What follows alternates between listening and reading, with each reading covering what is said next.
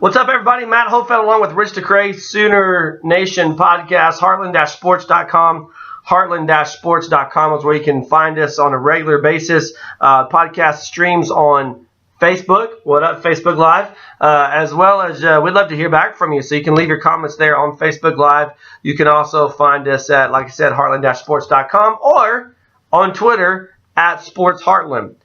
Limited week of action in the Big 12 for Week 5. Only 3 games. The Texas Tech Iowa State game. We did a Big 12 weekend recap podcast, and honestly, there wasn't much about that game that left me just in awe. Jacob Park was terrible. I said it. Biggest disappointment of the weekend in the Big 12 was the performance of Jacob Park. Baylor, Kansas State.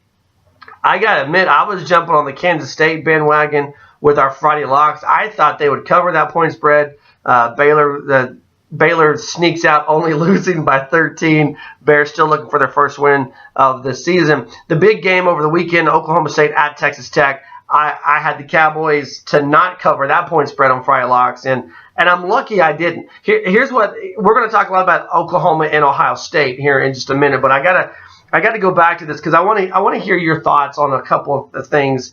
Because you don't do the weekend recap podcast with me just because you're not cool enough yet. I guess not. One day maybe. One day. But big leagues, huh? I think if I would have bet money on that Oklahoma State game, I would have won. Because I had Iowa State. I had Texas Tech and the points. They were 9.5. I would have won, but I would have been dang lucky to win.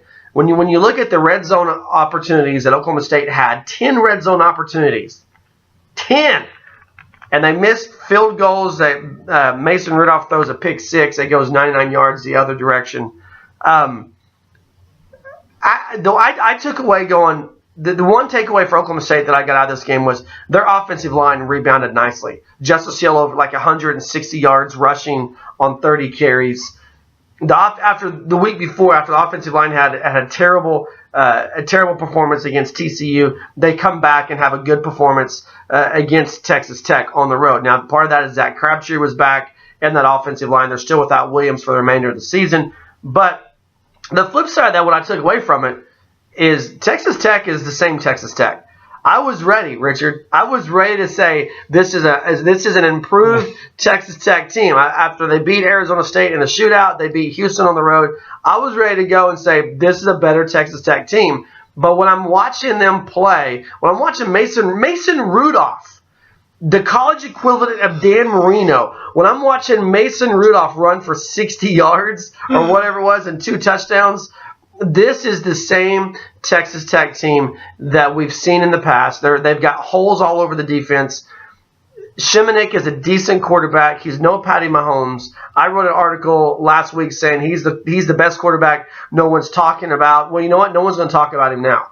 And the thing about it is, with Texas Tech, is that model that we've seen, a strong non-conference. They're just strong enough in the non-conference to get people talking about them. And then conference play tanks, and everything comes crashing down in Lubbock. I'm putting Cliff Kingsbury back on the hot seat after Saturday night because I saw that game, and I'm thinking there's no way. I watched that game from start to finish. Absolutely no way that was a 7-point game. Texas Tech is not within 7 points of Oklahoma State. Texas Tech got lucky off of Oklahoma State mistakes. That should have been a 20-plus point win for me, in my opinion. But again, since I had Texas Tech on the Friday locks, I'm glad it was only 7. What are your thoughts? I know, going back to when we look at the power rankings, one of the things that I take note of is I'll go back and actually pay attention to where people had things ranked, partially because I don't want to throw anything out too crazy, different from the previous week that I had. And I think you may have had Texas Tech at number 4. I said I was on board, man. And I was ready. Just like utterly shocked. Had you watched Texas Tech before Saturday night? I did watch them play. Didn't they play Houston? Yes. Yeah, I watched them play Houston. I was impressed. And now maybe Houston's not as good as like we thought, or I thought, but yeah, I was buying in. I was totally buying in to Texas Tech. Go ahead, finish your thought. Keep bashing me, man. I'm not bashing you. I was just a little bit shocked that you had them there. I think you could warrant, because regardless of you sitting here looking hindsight-wise, saying it should have been a 20-point game for Oklahoma State, the reality is that it wasn't. I mean, we could say the same things about Baylor, but Baylor obviously steps up. They've made some plays. Texas Tech steps up. They've made some plays as well. You can attribute a more of a point differential to Oklahoma State's kicker as well, because I know that was absolutely atrocious. We were seeing on social media, bring back Dan the Man Bailey. Unfortunately, it's not going to happen. Yeah, I think he's out of eligibility. Yeah, I know. I said, unfortunately, it's not going to happen. I mean, you're stuck with what you got currently. But Oklahoma State, I do agree with you. They shouldn't be in a position where they need a field goal to win. And it felt like that would have been the case there late in the fourth quarter, with a little bit of a comeback from Texas Tech kind of tying it up and forcing Oklahoma State to go to drive the field and score. I get what you're saying. I really do. But what it comes down to me is I just kind of felt like Oklahoma State never panicked, because they knew Oklahoma State was confident. We're going to – it's the same thing with OU at Baylor. Baylor is all juiced up because they're making that run at the Sooners. Texas Tech's all juiced up because they're making that run at Oklahoma State. But what it comes down to on the sidelines, Oklahoma State was confident they were going to win this game, and Texas Tech was trying to put themselves in position to win. And there's a difference mentality-wise when you're playing football, when you know you're better than your opponent, and your opponent knows you're better than they are. And Texas Tech knew that Oklahoma State was better. And maybe, just like with the TCU game in Oklahoma State, maybe the moment was too big for Nick Shimonek. Maybe the moment was too big for Texas Tech, because that was a win that you've got to have. That win reestablishes yourself. But I just, again, Oklahoma State's got issues with turnovers. They've got issues with special teams. And they shot themselves in the foot more than once. But the reality is, at the end of the day, they win that game, and it was a close win. It's a one-score win, but that game was never one score, in my opinion. And that's not high praise for Oklahoma State either. I haven't changed my opinion a whole lot since the TCU game. I want to see Oklahoma State play somebody of sustenance, and they were going to see that after their bye week.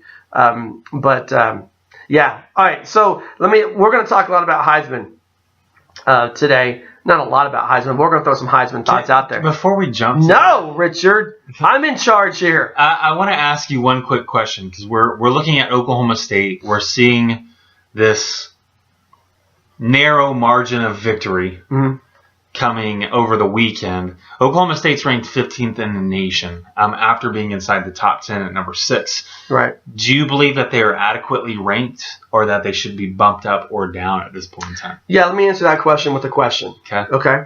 What is Oklahoma State's most significant win this season? They don't have one. They have one. You have to have. I mean, they've got 3 wins. One of them has to be the most significant. Don't they have 5 wins? 3 wins, 4 wins. They've played 5 games, yeah? They've played 5 games. Yeah. Okay, so they have 4 wins. Answer the question. They've got 4 wins. One of those 4 wins has to be the most significant.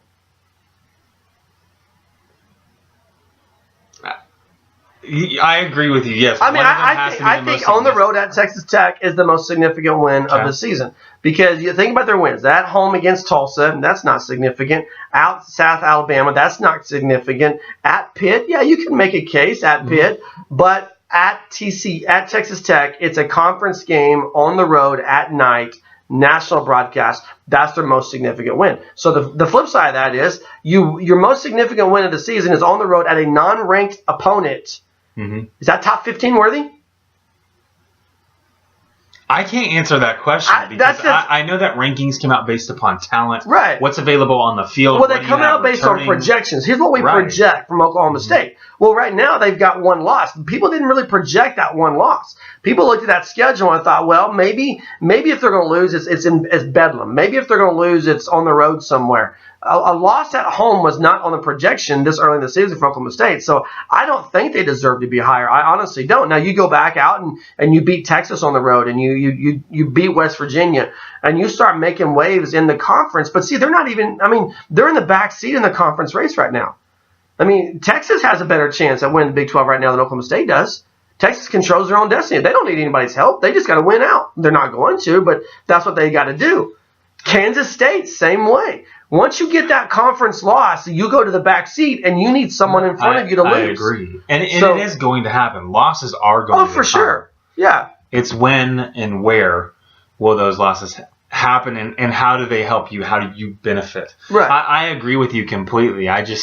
Oklahoma State, one of the things that we talked about leading into the season was the defense. We knew what they had offensively, and all the questions were, what can they do defensively? Right. And I think we're seeing – one game into conference play, trying to figure some of those things out and solidify some of the issues before they hit essentially what we like to call the gauntlet of teams. Yeah, and someone actually had told me, Oklahoma State still controls their own destiny if they went out there in Arlington, but I don't know that that's the case.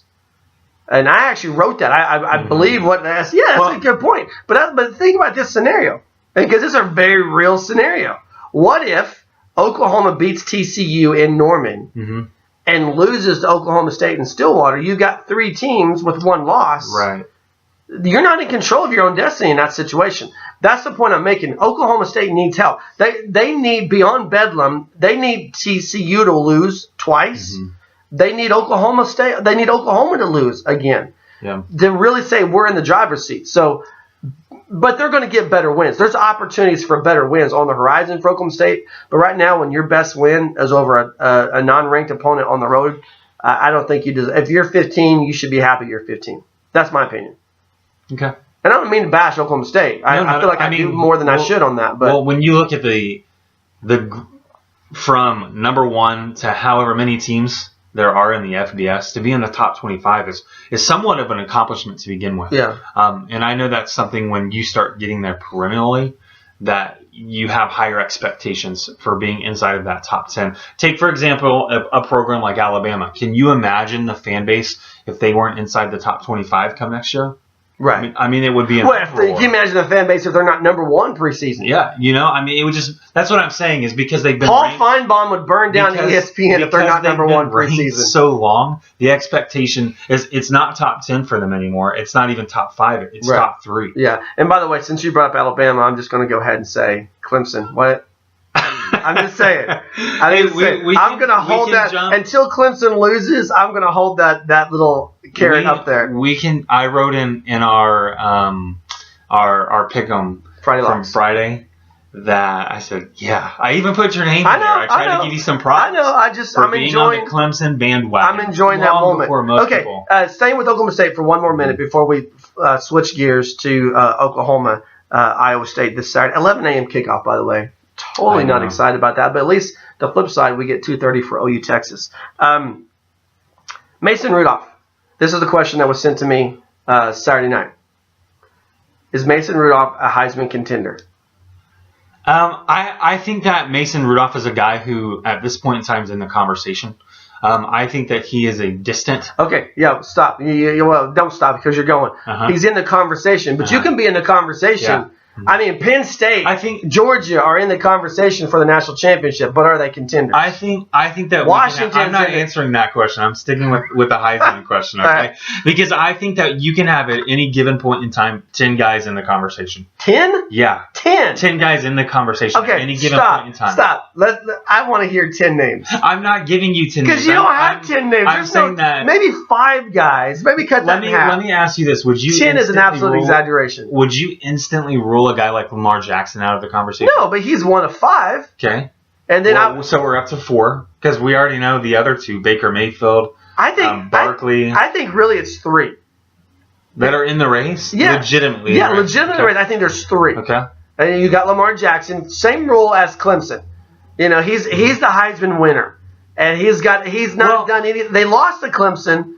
And that took him down a notch. And I think you got Barkley and you got Mayfield. Those are your top two. And I think Lamar Jackson is in that conversation. If Mayfield or Barkley mess up, then Lamar Jackson gains ground on them. Mm-hmm. But then beyond that, I think there's the other guys. And those other guys, I don't think it's 10. I think Mason Rudolph is in that conversation as the other guys. But they are very much on the outside looking in. And it's some of that. One guy who's further outside than Mason Rudolph is Sam Darnold. Yeah. I mean, think about this. When is the last time, and I tweeted this out Friday night after their loss, when is the last time there was a bigger preseason Heisman favorite who busted more than Sam Darnold has? But really, when you look at what Baker Mayfield's doing, efficiency-wise, winning-wise, turnover-wise, when you look at what Saquon Barkley's doing and what those programs are doing, there's really no, as long as Baker Mayfield is leading Oklahoma into the not only just the national champion, not only just the Big 12 picture, but the national championship picture, and Barkley's doing the same thing with Penn State. I think those two guys, those are the two guys. Now you're making a face, and I don't know, but I'm doing a little bit of reading here because I don't disagree with Barkley being in the conversation. I just pulled up his stats, Week 5 versus Indiana, 56 yards rushing, 2.8 yards per carry, 51 yards receiving. Okay, so that's 56 and 51. Mm-hmm. It's 107 all-purpose yards so far. Yeah. You didn't watch that game, did you? I didn't, but I know that he had the return. Yeah. The 98-yard return he's got as well. 200 plus all-purpose yards. I get that he's an impressive football player, a great running back. And I think that Mayfield and Barkley will go back and forth in the projections 1 and 2 all year long. I did want to say this about Lamar Jackson. With Lamar Jackson, we saw last year them take a handful of losses. I say a handful, is a little less than that. He still wins the Heisman, so just because a team loses doesn't mean that I can count them out. On the other hand, when it comes to a guy like Sam Darnold, I am counting him out. And why? Because I believe that you need to look at the program that beat them, Washington State, and maybe substitute in the quarterback instead of Darnold. Luke Falk is, I've been watching him through his career. He's one of the guys who kind of caught my attention early, and I think he's a good NFL prospect as well. Here's the problem when you talk about guys like Sam Darnold and you talk about Mason Rudolph. Mm-hmm. Those two guys, in my opinion, are two of the top ranked quarterbacks for the NFL draft. Rudolph is like 6'5", 230. He's got that prototypical NFL potential. But you don't win the Heisman Trophy off of NFL potential. You get drafted off of NFL potential. That's why a guy like Sam Darnold and a guy like Mason Rudolph will go higher than Baker Mayfield. They'll go higher than Lamar Jackson. Because the NFL scouts looks at Baker Mayfield and says, here's his ceiling. He's pretty much there. This is what we're going to get from Baker Mayfield. But then they look at Mason Rudolph, and they look at Sam Darnold, they go, man, these guys, here's their ceiling. Here's what we can do with them. And so they're going to go higher in the draft. It doesn't always work in their favor. Mm-hmm. And sometimes that quote, little guy ends up being... Jamarcus Russell was out there. Deshaun Watson. Look at what he's doing right now. People said Deshaun Watson had reached his ceiling in college. Well, now he's all the rave in the NFL as a rookie. But the point I'm making is you can't base Heisman off of NFL potential. You got to do what's on the field. And right. Mason Rudolph has six turnovers on the season. Let me give you one name here, because it's a name that I've not heard of, until today. Because you Google searched it? Yeah, okay. And it is because I Google searched it. No shame about that at all. Bryce Love, what do you know? Bryce Love? Mm-hmm. I don't even know who he plays for. I know, right? And so Bryce Love is the running back at Stanford. Oh, yeah, okay. Already has 1,000 yards on the season. Yeah, I know who you're talking about now. Yes. But here's the thing. The Pac-12, you know what everyone thought about the Big 12 a year and a half ago? They thought this was the stereotypical definition of the Big 12. You're finding that lived out in the Pac-12. Who's the best team in the Pac-12 right now? Washington? Washington, per the rankings, yeah. I'm just saying, I mean, Washington State, they just beat the number 5 team in the country. But everybody who's not voting, agreed that USC should have never been number 5. Right. I don't. I know you're talking about. Yeah, But I feel like again, a lot of that's based on name for USC, but that's beside the point. Same thing with Bryce Love, is based off name for who he's playing for. Stanford. I don't think Christian so. McCaffrey came out of there. Everyone's going to look at this kid. How many players? It's here. I can look it up if we would like. But how many players in the first 5 games of the season have averaged 200 yards per game? Yeah, but what else is the team doing offensively? You know what I'm saying? And what's their record? Is Stanford they've all undefeated? lost one. Okay. They lost to USC a couple weeks ago. Okay, so we've talked about USC. But like I said, losses don't take you out of the equation. The Heisman, they don't take you out of the equation, but they move you back. The Heisman goes to the best college football player, not the best player on the winningest team. Yeah, it's supposed to. But here's the thing: you made the issue about Lamar Jackson last season. Lamar Jackson, it was phenomenal to watch. I watched him on several occasions. I've watched him this year. But there really wasn't a lot of competition. You got Baker Mayfield and you got Dede Westbrook robbing votes from each other. I mean, right. I love the fact that there were 2 Sooners there. But anytime you have 2 guys from the same team, it usually doesn't work out for either one of those guys. Yeah. So it has, though. It has, but it usually doesn't. It usually doesn't. You're correct. All right, let's move on. Speaking of Baker Mayfield, Iowa State, 11 a.m. kickoff this coming Saturday. Cyclones were terrible against Texas. And again, the moment being too big, was that moment too big on national television for Jacob Park? And the interceptions and just the way he ended up with 200 and something passing yards. If you're Oklahoma, here's where you start. You start with the good news. Well, I guess you got to throw some bad news out there. Curtis Bolton out for the season, needing to have ankle surgery. He's done. But the flip side of the good news is you're going to have Will Johnson back. Bledsoe is off of his suspension. He's back. Cody Ford is back. And then I'm blanking on the other defensive back's name that's come. Robert Barnes is back. So you're going to see the most, obviously Cody Ford plays on the offensive side of the ball and gives you depth on the line. But defensively, you're going to see the most complete defense that Oklahoma has put on the field since they went to Columbus. So you've got to be excited about that if you're an Oklahoma fan, that those guys you're missing on your defense, particularly with Robert Barnes and Will Johnson in the secondary, you're getting those guys back. And that's huge. Can't express how big that is for Oklahoma. And if you're Iowa State, you were exposed. I mean, play calling was terrible. Montgomery is by far the best offensive weapon that they have. And I think Montgomery got like 9 carries against Texas. Why is that?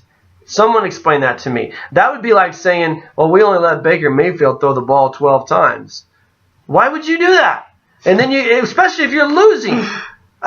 So I think the moment was too big across the board for Iowa State. Now what's that moment going to be like coming into Norman, 85,000 people against a top 3 program in the country? Is it going to be that big? Plus, I mean, here's what you've got. Here's what Oklahoma has going for it that they didn't even have in Waco. What they have going for them is the health of the defense. What they have going for them is you've got 2 guys on Iowa State. You've got Montgomery and you've got Lazard. If you take care of those 2 guys, those other guys, yeah, they can hurt you, but they're not the playmakers that Montgomery and Lazard are. I think your defensive scheme, not only did your defense get better, your scheme got easier. Are we looking at an Iowa State team that may have faced a better defense than what we're willing to give credit? With Texas? Mm-hmm. No, I said on our other the recap podcast that I do, I said I'm willing to admit that the Texas defense is better than what we saw against Maryland. They've made improvements. Even when I did Fox Radio this morning, that's one of the things I threw out there. This team has improved defensively. However, offensively, I don't think there's been any improvement with this Texas offensively. I agree. And part of that is their offensive line is so terrible right now with all of the injuries that they've gone through.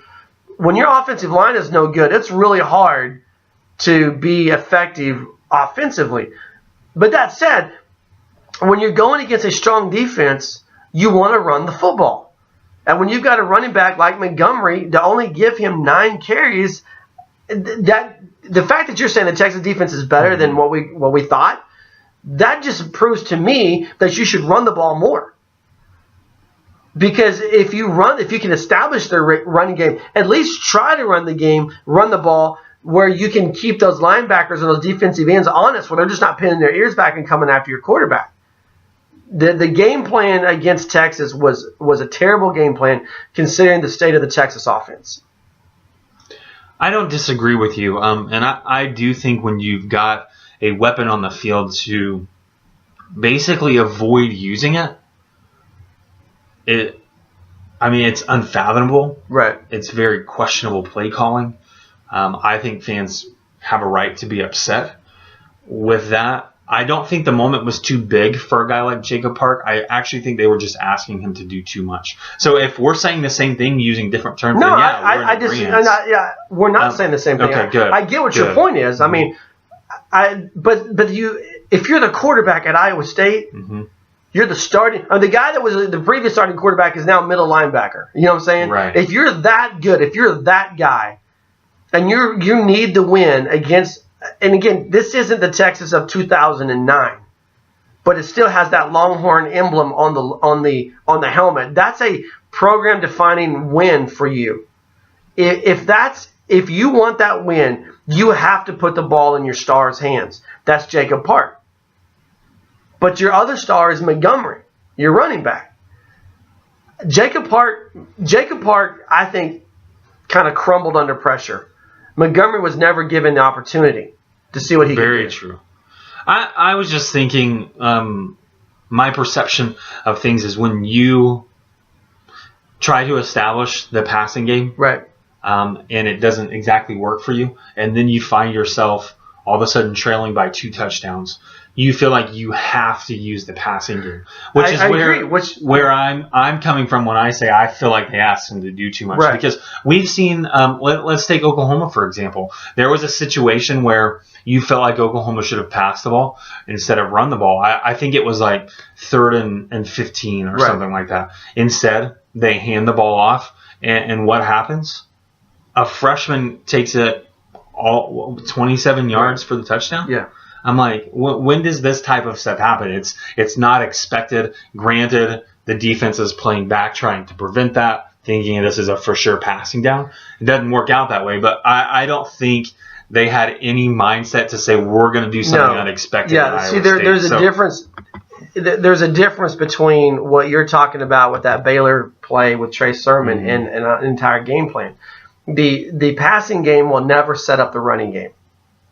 But the running game will almost always set the passing game. And so if you want to pass the football, you start by running it. Because if you're not running it super effectively, the linebackers still have to bite. And so if you hand the ball in your first drive, maybe you go 3 and out, right? Mm-hmm. But all 3 of those plays are running plays. And then you start your second drive and your first play is a running play. Those linebackers they're ready for the run. So are the defensive ends.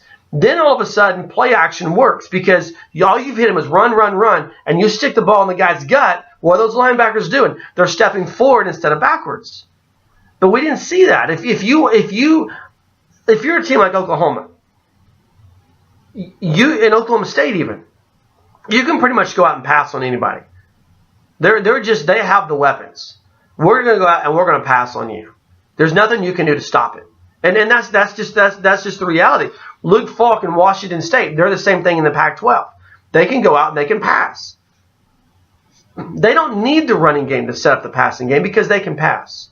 But if you want your offense to flow and you want to keep defenders guessing, then you hit them with the run early. Because if you've been hit with the run, then you don't know when all of a sudden that play action becomes so much more viable. And when you've got running backs like Trey Sermon, like Abdul Adams, you got to respect him. Montgomery is in that mold. You've got to respect the play fake. 9 carries is not enough to make a defense bite on that. It's just not. 9 carries over 4 quarters of football. It's not enough. It's flawed planning, in my opinion. Now we're we're sitting here on these comfy chairs here, so we're couch coaches, and so it's easy for us to say that after the fact. That game was Thursday night. It's Tuesday when we're recording this, Wednesday when it goes live. It's just bad coaching. And I think that comes into Norman now, and I think you might see the reverse aspect of that. Maybe they give Montgomery too many carries against a stout Oklahoma defense that, by the way, Matthew Romar is the only player on the defense right now that's up in the air. Lincoln Riley said he's a game-time decision. But if you have Matt Romar in there, suddenly it's a lot harder to run the ball between the tackles than it is without him. And even if you don't have Romar, you've got Bledsoe coming off of his suspension, and he's supposed to be a difference maker in the trenches. And we'll see on Saturday. Okay, on the defensively, what we hope for as fans, what we hope for is just a convincing, rebounding, dominating defensive performance. That's what we hope for. Realistically, what do you expect out of Oklahoma's defense on Saturday? Realistically, I don't think we're going to see a similar game plan as we've already talked about from Iowa State. So I do expect Oklahoma to have success. I don't expect them to come up with 3 turnovers like a Texas team did in terms of interceptions. But I do expect Oklahoma State to limit them. I know Iowa State's probably going to score.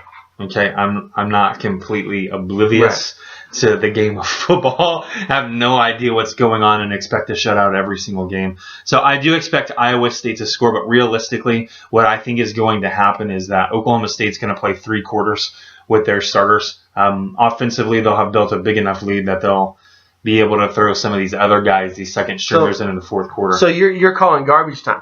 You're saying there's going to be garbage time play here. I don't. The thing is, to me, Iowa State's offense it's been exposed for sure. I think Iowa State has a defense that is more than capable of stopping teams on a consistent basis. I just don't think they're going to be able to stop a team like Oklahoma as consistently as they would like. No, I agree. I don't think they're going to stop Oklahoma consistently, but I think what they do have the ability to do is, and I think it'll be a different. I think it'll be a different game plan because of the offenses. Iowa State had no respect for the Texas offense. That's the way they were going for it on 4th down early in the game because they had no respect for the Texas offense. You have to respect the Oklahoma offense, and I think that's why you're going to see more carries from Montgomery. Part of it's going to be making up for last week, and part of it's going to be you want to run the ball. You want to control the clock. The best defense against Baker Mayfield and company is to keep them on the sideline. And so because of that, I think it's going to be more of a low-scoring affair than what we've experienced in the past. It's not going to be the shootout type game we saw in Waco. And so I think Montgomery is a good enough back to have success to move the ball against Oklahoma on the ground. I don't think he has enough in his tank, and I don't think the team has enough weapons to play the role of upsetting Oklahoma. But I definitely agree they're going to score points, and I think they're going to move the ball effectively on the ground to the point that we're, as Oklahoma fans, we're going to be back here next week going, how did Iowa State get 130 rushing yards? How did they do this? How did they do that? Well, part of it's all going to be Devin Montgomery. He's obviously my player to watch. Realistically, I think the defense is going to put pressure on Jacob Park on obvious passing downs. I think they're going to bracket Allen Lazard. I think if Texas can bracket Allen Lazard and limit him when they're throwing the ball all of the time, I think Oklahoma can do that and force Jacob Park to move to second and third options. And when you force Jacob Park to move to second and third options, that's when he becomes shaky, and that's what I think Oklahoma's defense is going to try to do. But it all starts with winning first down. You've got to win first down to put them in second and third and long situations where you can kind of play against the pass more than the run. But I think Iowa State's going to have limited offensive success, enough to score points, enough to run some clock. That's my thought there. Moving sides of the ball, we talked a little bit about Baker Mayfield. We're going to come back to. Are we going to come back to Heisman stuff? Did you give me your Heisman contenders? I didn't. All right, so we'll come back officially. To that. Well, we'll come back to that here in just a minute. I kind of did. I gave you mine. Mine are Barkley and Mayfield. They're the top, and then Lamar Jackson, and then everybody else. So we'll get yours here in just a second. But when you look at Oklahoma's offense, and you and I do this all the time, when we talk about Oklahoma's offense, you got to start again. You know what you've got in Baker Mayfield. You know what you've got in CeeDee Lamb. You know what you've got in all these receivers, Mark Andrews, everybody out there. I think Jeff Badette has been more than what Oklahoma expected him to be.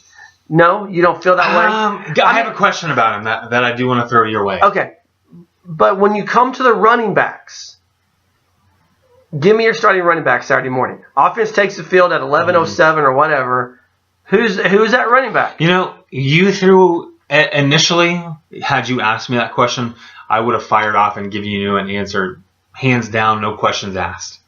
But answer would have been Trey Sermon. Okay. But you threw a kink into the equation, saying that maybe that's the motivation that Trey Sermon needs, is to go in and have a game plan being have a guy like Abdul Adams who has that burst of speed at the line of scrimmage, has shown some patience, a little bit of shiftiness, have him start the game, wear down the defense, and then put in more of a power runner, a downhill kind of guy like a Trey Sermon. When that defense is worn out, and watching him and his field awareness is going to make people pay significantly down the road. So I don't know that answer. If I had to guess at this point in time, I don't see any reason why Abdul Adams played himself out of a starting role despite an impressive fourth quarter from Trey Sermon. Yeah, I agree with you, because then you hit it right there at the very end. Abdul Adams did not do anything to not warrant being the starting running back. I mean, he 99 yards. It's a rushing record for Oklahoma on one carry. Trey Sermon was spectacular. And I think they may have found the combo where and we talked about this last week, where you have Adams as your starter, and then Sutton's your middle reliever, and then Trey Sermon is your closer, so to speak. And I think that's what I would expect to see offensively from the running backs. I've got more thoughts here, but you had a question about Jeff Badette, so I want to throw it back to you. Were you surprised to see Jeff Badette not in a starting role against Baylor? No, because there's so much talent out there that you've got to spell guys, and you've got to have guys. You're right. And when you look at like a C.D. Lamb and a Mark Andrews, those guys have been in the system for a long time, and there's a lot of trust there. It didn't make Jeff Badette any less effective against Baylor. He had probably the most crucial touchdown of the game, but someone's got to not start, Yeah, and when you're, I was thinking it would be Marquise Brown who wasn't starting. When you've got an experienced guy like Badette. Here's what you got to be careful if you're Marquise Brown, and I think this is where I'd be curious to see the snap count after this moment when Marquise Brown didn't run out that go route. Baker overthrew him. When you watch that, Baker overthrows him by about 15 yards. Well, Baker's throwing, and I coached receivers, and I always told my receivers, hey, the quarterback's not going to throw the ball to where you are. He's going to throw the ball to where you're going. You never break a route, because when the quarterback finds you, he's throwing where you're going.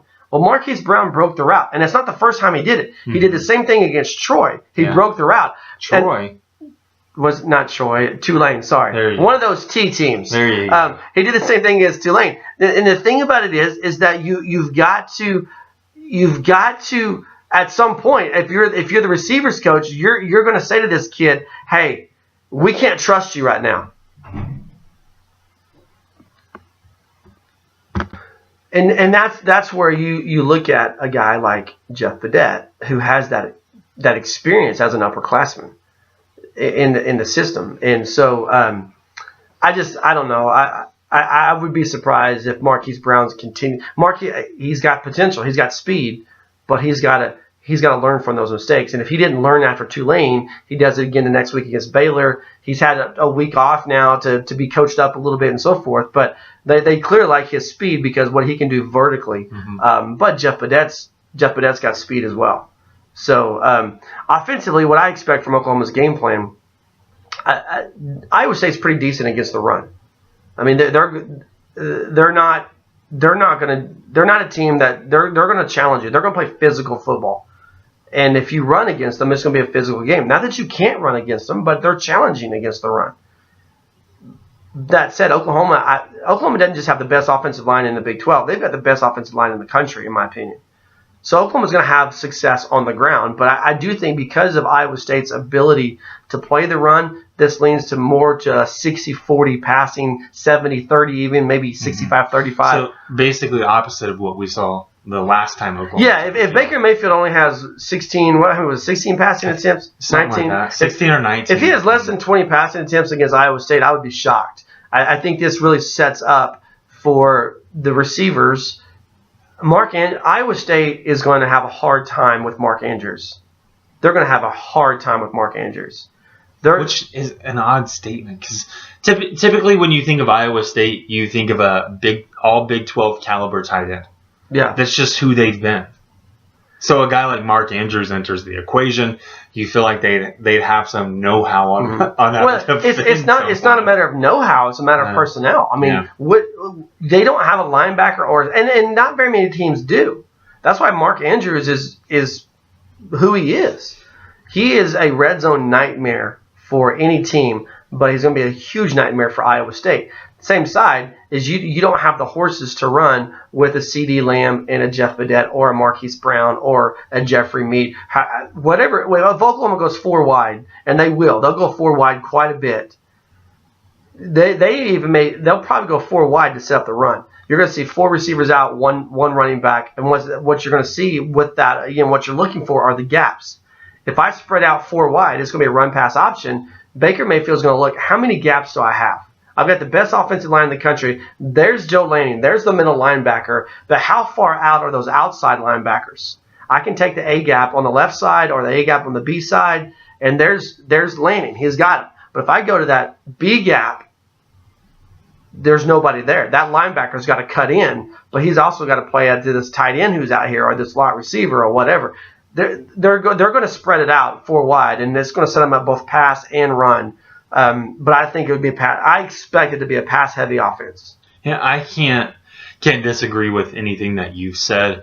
I do. Again, I think my perception of how things will play out may be a little bit different than yours in the fact that while I think Iowa State has the ability to consistently stop an offense, I don't think that they can do that with Oklahoma, which still leads to us not necessarily seeing a guy like Kyler Murray enter the game until late.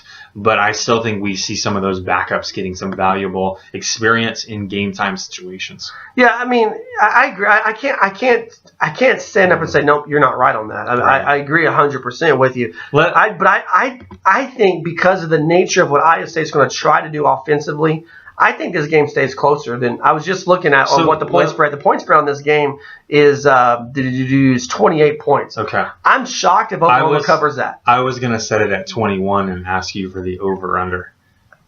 If you were going. Well, I've got a score prediction that I'm going to give you later on, but my score prediction is under 21.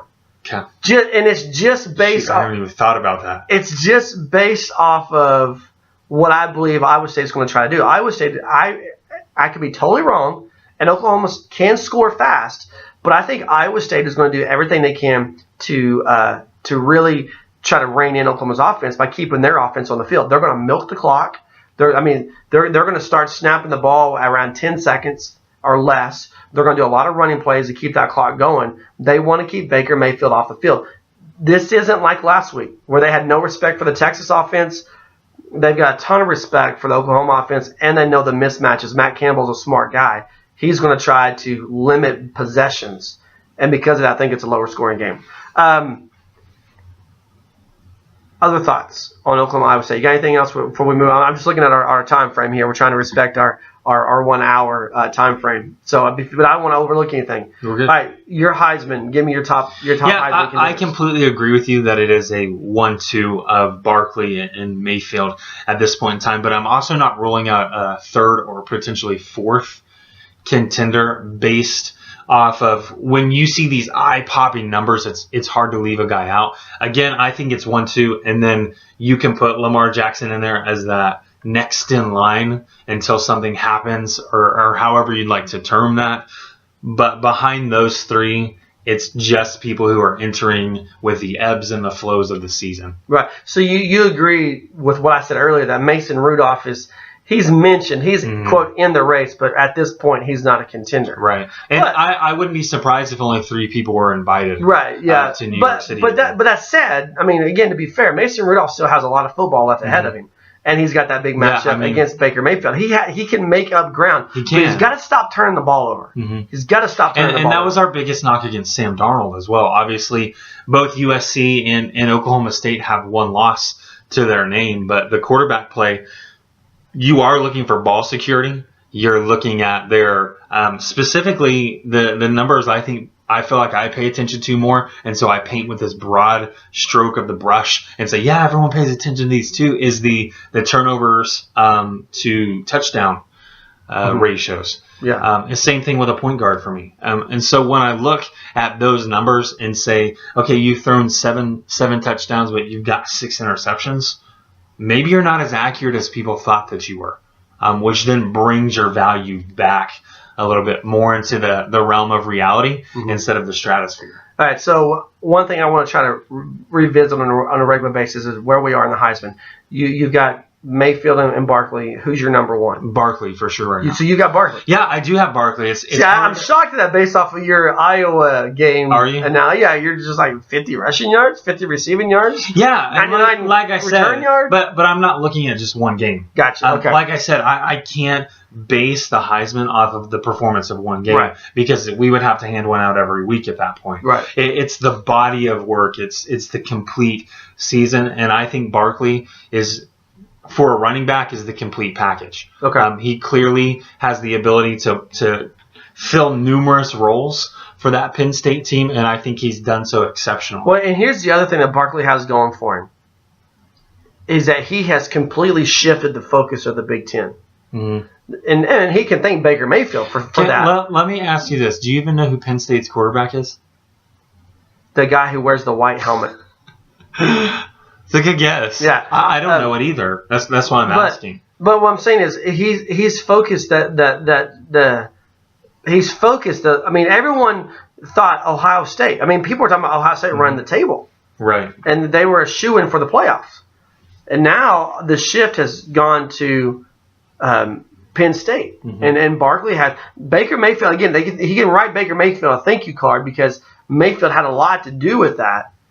But what he's done is he's taken the Big Ten by storm. He is the player. And when you look across the conference landscape, you can say this guy is the player in that conference. So is it odd that we are not I'll just throw this out there because I don't feel like we're able to do that with the ACC, minus Lamar Jackson.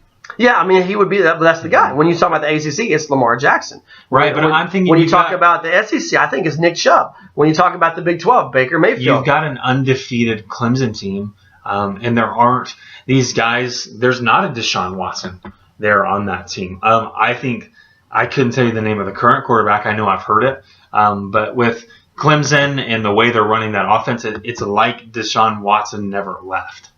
Well, yeah, Kelly Bryant's the guy you're talking about, and he's not terrible.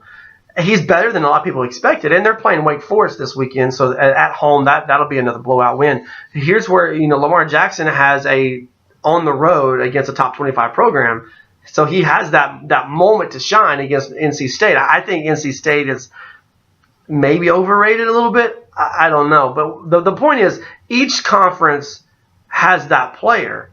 And the reason why it's Lamar Jackson and not Kelly Bryant is because Lamar Jackson is the defending Heisman Trophy winner. Mm-hmm. I mean, he's that guy because he already has the Heisman Trophy on his mantle, and Kelly Bryant doesn't. Now, do you just keep that in your dorm room, like when you were to school?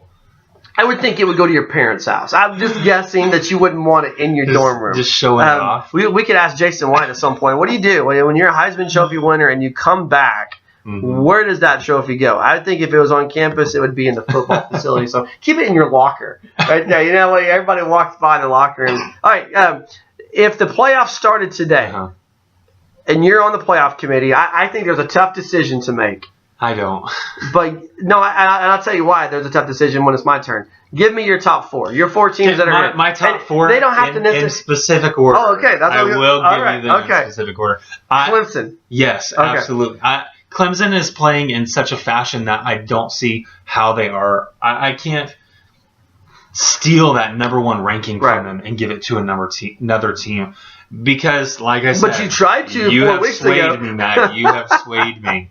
I've been influenced by something outside of my own beliefs and it's sitting in this room. So I've got Clemson, I've got Alabama, I've got Oklahoma, and I've got Penn State. Okay. Easy. It's easy. It's easy. You're going to ask me a follow-up question here, and I am prepared to answer that. But that's where it gets complicated. Well, that's my point. That's that for me, the follow-up question, who's that next man up? Who's that outside looking in? But to me, I get two? No, you get one. But see, to me, I think the complication is two different factors. Because for me, the complication is discerning 4 and 5. To me, it's a toss-up between 4 and 5. Who do you have at 5? Well, I'll tell you in just a second. I think for you, the toss-up is 5 and 6. Is that right? Yes and no. You can't figure out who that 5 is because of who number 6 is. To me, I can't figure out who 5 is because I got to put one of them at number 4 and one of them at number 5. And here's my top 5. I've got the same order for top 3. I've got Clemson, Alabama, Oklahoma. But then I'm a believer in Georgia now. Mm-hmm. I'm a believer, and I hate. This is why I wanted the 2 as the outside looking in. I hate the SEC. I do. I don't want that. I don't want that SEC thing, but I think you've got to put Penn State in there. Mm-hmm. I feel Penn State gets that 4. But then you've got Georgia, and right on the heels of Georgia is TCU. Mm-hmm. But to me, Georgia is clearly number 5, and they could make a strong case for being number 4.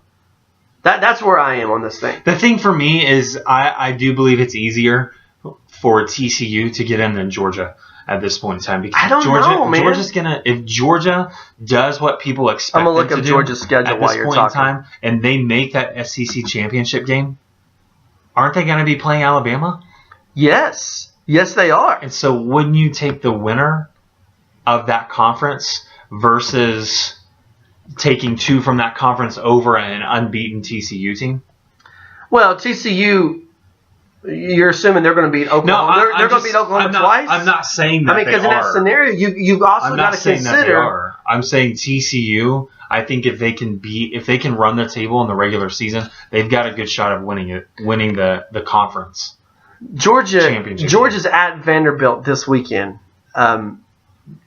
Here's what you want to look for. I'm not big on comparing scores. Mm-hmm. But Alabama literally ran over Vanderbilt 2 weeks ago. Yeah, and they had a little bit of poster board material. Well, they did, but still. I don't know that makes it as big of a difference as we like to think. I'm not big on poster board material, but Georgia's bringing in Nick Chubb, and I'm looking at the schedule, and I saw what they did to Mississippi State the week after Mississippi State beat LSU. Now, LSU just lost to Troy. We know they're not all that in a bag of chips. We also know that Tennessee's not all that, but they blanked Tennessee in Knoxville, 40-0. And when I watched it on Saturday, I thought, okay, Georgia's the real deal. And so maybe they will play Alabama in the championship, because I don't see it. Here's their schedule. You tell me who's going to beat them. I think there's one team who has a chance. They're at Vanderbilt this weekend. Missouri at home. Missouri is terrible. Mm-hmm. Georgia could have 700 yards of offense. The SEC's wanting to give them back now. Byers and Morris, both Missouri and A&M. But okay, so at Vanderbilt, Missouri versus Florida. Florida doesn't deserve to be in the top 25, but they are. You know, they're like 3 passes from a 1-3 start to the season. That's what I'm saying. Florida. When we talk about USC flirting with disaster, Florida's the same way. They almost lost to Tennessee. They had to beat Tennessee on a Hail Mary pass.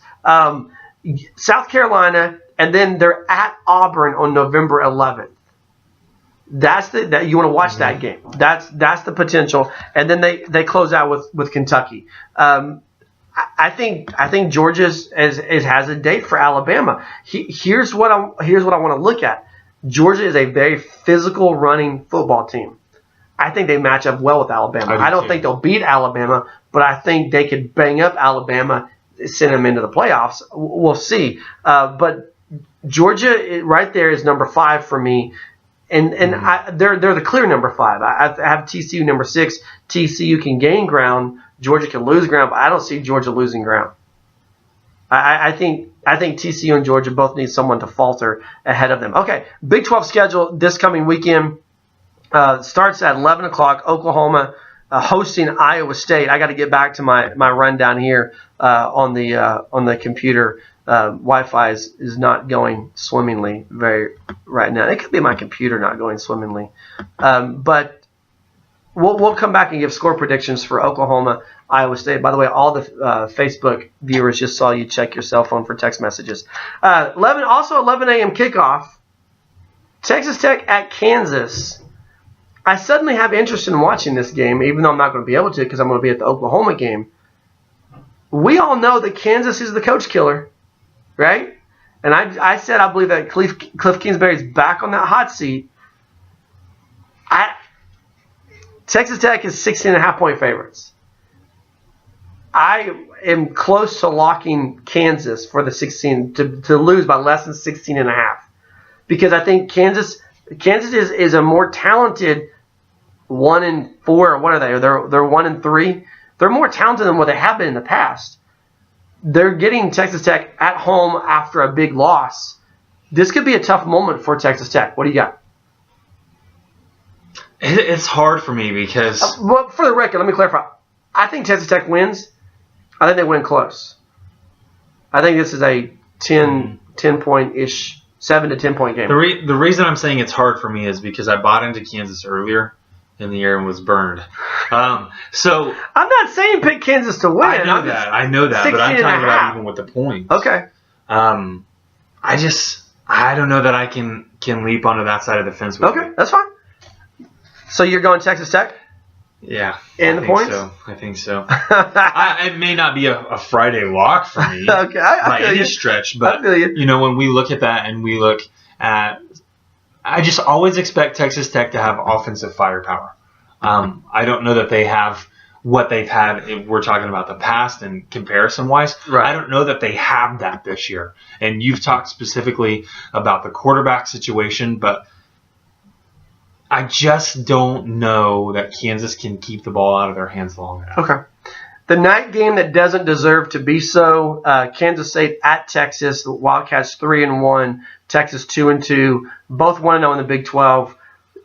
Is it revenge time for the Longhorns? Do they get the Wildcats in Austin? Texas 4-point favorite. I don't think so. You think Kansas State's going to win this game? Kansas State's another one of those difficult teams to actually place where they are and how good they are because I didn't think there was any way they would lose to Vanderbilt. I didn't either. I thought they would stroll in there and come back home with a win, but that's not what played out. Now Kansas State has had a little bit of a lull in the competition. They're going to get a defensive matchup, but I think Kansas State, again, is able to control the clock like they typically do. And Texas's offense is just so terrible that I still think Kansas State gets the win. I'm going to flip side with. I'm going to go with Texas, and I think it's an ugly game. I don't know what the over/under is on this game, but I think I would go with the under because you've got two offenses that struggle in various capacities. You've got a good defensive front for Kansas State against just a banged up Texas offensive front. I think it limits what the Longhorns can do. But on the flip side of that, if you contain Jesse Ertz, then you contain the Wildcats offense. Jesse Ertz is not a quarterback who's really going to hurt you with his arm, but he can hurt you with his legs. He struggles with not with accuracy problems from the point of getting the ball where it needs to be. He struggles with accuracy problems because the receivers keep dropping passes. Mm-hmm. I don't know if you watched the Baylor game last week, but there were drop pass after drop pass after drop pass.